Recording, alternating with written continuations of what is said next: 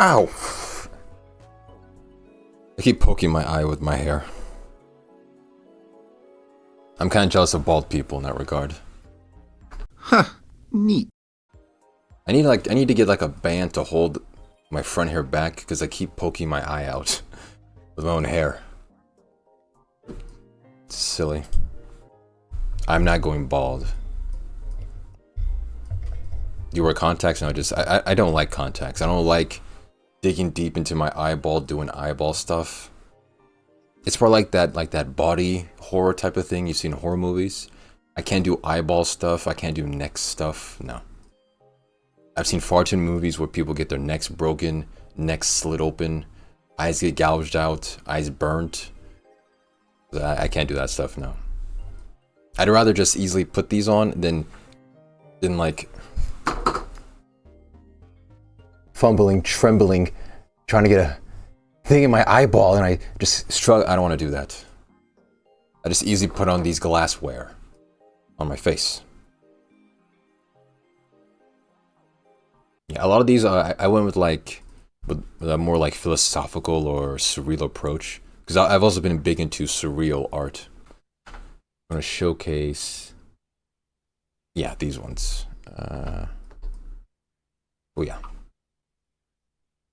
this is not the first one I made, but this is the most recent one, and it came out pretty perfect. It's a mirror talking to a therapist saying, "Who am I?" Because, you know, the whole thing about, you know, a mirror is always just a reflection of the person that's in front of it. So a mirror has no self-identity. And when you have no self-identity, where do you go to? A therapist. This is like something I would imagine like I'd put into like a newspaper comic. You know, like with Garfield and Marmaduke. And what's the other one? Doogie or Dukes of Hazzard or something? Does a therapist need therapy? If a therapist needed therapy, wouldn't they just talk to themselves? Like talk to the voice in their head? Alright, next one I did. Oh, this one's actually more of a like. Wait, where's the image? Oh, there it is. This one is more of one you would see like in a newspaper. You know, comic book, strip comic kind of thing. Check it. It's a cow flying, which makes it no ground beef. Get it? Because you know that joke where he says like, "What do you call a cow with no legs?" Ground beef.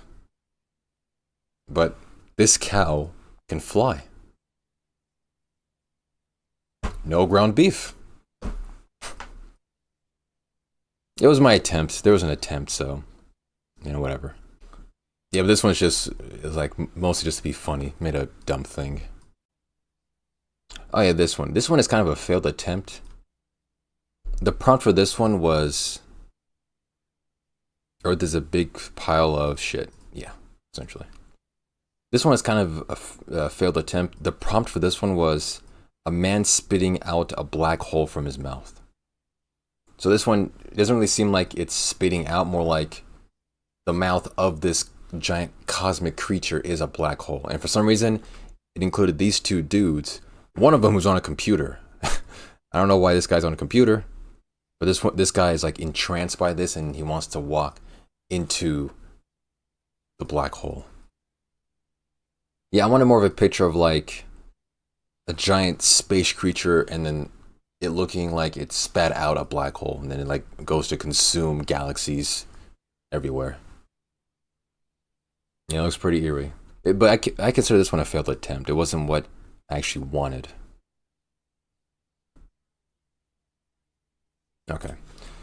Okay, yeah, there's about I'll just show you all of them. The best one for this prompt, a man looking at a sign that says "World collapsing here," is this one. This is probably the best depiction of it so far. Because it essentially has all the parts of the man and then a huge collection of just just like entropy and collapsing happening in one specific place. It's probably the best one so far. And another good one, I think, would be this one. This one has kind of like an opposite approach. A man who was depicted as the Earth looking at the sign saying, like, the world is collapsing here. So it's sort of like an outside perspective of the world seeing itself collapse. Those are by far the best ones. This one's just kind of like a charming one. This one is a universe in a closed drawer. So as soon as you open the drawer, it's like, oh my god, the Andromeda Galaxy in my clothes? Wow.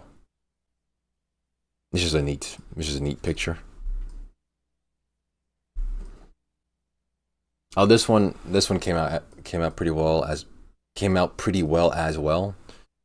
This one is an Earth point of view of the moon.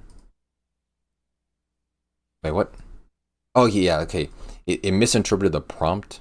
The prompt is an Earth point of view of the moon being eaten by a strange creature, but instead it drew this. It drew the moon as a strange creature eating the Earth, which is even cooler in my opinion. Yeah, but in my opinion, this one came out way cooler. Okay, this one I think is geared more towards the surrealism I want to go.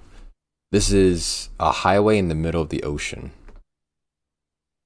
I had this like weird fascination with giant structures in places where they don't belong. So in my head, I've always had this strange idea of like, what if there's this super massive highway? Well, not like in terms of a number of lanes, but distance. What if there's this long, I imagine a world of a long highway, it curves and does whatever, but just surrounded by ocean where there seems to be no actual land, support. And luckily some of the pictures generated gave me almost what I wanted. Because they just look so out of place. And I've always had kind of an uncomfortable notion with being on a highway that's just surrounded by water. I'm not sure if any of you have that feeling, but when you're on a highway, or yeah, just like a long road, and it's like it goes over like a lake or just any large body of water, I get unbelievably uncomfortable. I do not like it. Oh yeah, this one. I don't know, I didn't save this one. I didn't save it. Okay, this one.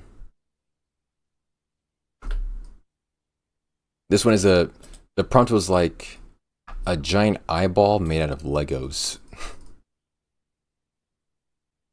And for some reason, it gave it a giant eyelash. I don't know why I specified Legos, but I just thought it'd be interesting to see just what would a giant eyeball made out of Legos look like. Oh yeah, this one. Wait, there's a better one. Alright, this one. This one is a scientist talking to a caveman.